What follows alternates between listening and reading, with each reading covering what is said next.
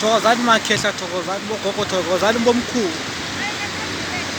Moyane okhulumayo futhi ngisemfuleni makhehla, ngisebenza ngempela.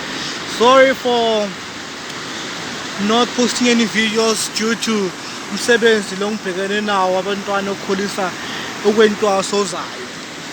Manje ngithi akubeni kuhle kudede ubumnyama kuvela ukhaya. Yasebenza ke manje ke ngithi nginibulise futhi nginibingelele ngenza iphatrinyana imbijana nje esheshile. Yazi ke kunabanye abantu abacaba ukuthi ungene ephehlweni kuzohamba kuba no-magic. Kuhambe izinto shintshe nje kanjalo ke. Bacabanga ukuthi mabangena nje kuzoba no-magic ozoyenzakala. Yebo, kuzoba khona izinto ezi-odd ezoyenzakala esimweni somuntu sokuthwasa. But kuba nesimo esiyenzakalayo futhi ukuthi kwamele uyisebenzele isimo sedlozi lakho.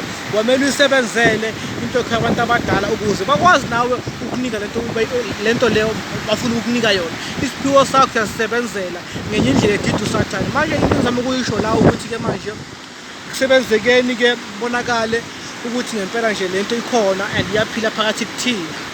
Sebenzisa zonke izinto ukuthi idlozi lakho li-connect nawe. Kuyibaleka ngeke ukusize ngalutho. Uzonje uzifakela amabhadi, uzifakela amashwa. Yingakho uba nezitha, yingakho umndeni wakhe ungahlangani, yingakho izinto zakho zingahlangani, yingakho uba nama-miscarriage.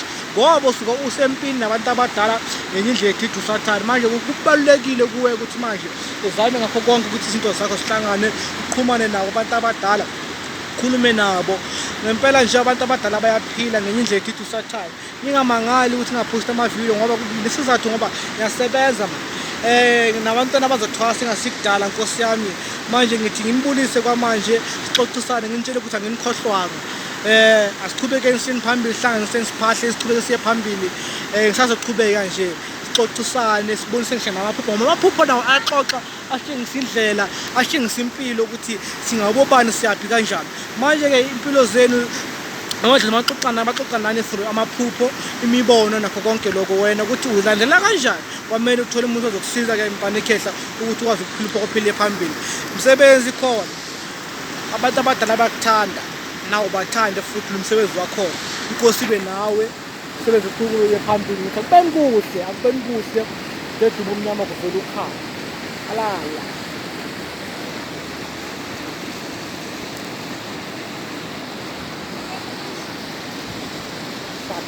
Nawa abantwana batoshuta vele basebenza bona kiba badla amapapa nawo babumatsheni. Hello, bayahlafuna. So indlela zethu zokuprepare zokuxhumanisa abantwana namadlozi wabo. Ngithi akubeni kuhle dedwe uvame uvela ukhaya. Akudla tawushuta ne lezi mami ujanama le mami udla inyama basha braai. Okay, hey bathi badlisa amakhehla, mabadla amakhehla basuthe baye phambili, bakwazi ukuthwasa baphophele baye phambili. Alala hayi video ayithi nibonile Dube. Oh, Anibonanga noma ngakubona ukuthi yini ukuthwasa amatsheni, ithometse kamona la. ukuthwasa go. Kita suka kwenzakala ukuthi umuntu athwasa. Khuluma, uyathwasa ngithini? Yini amasosa amasanzi akhona yini amasanzi. Hello. Khuluma bekinyama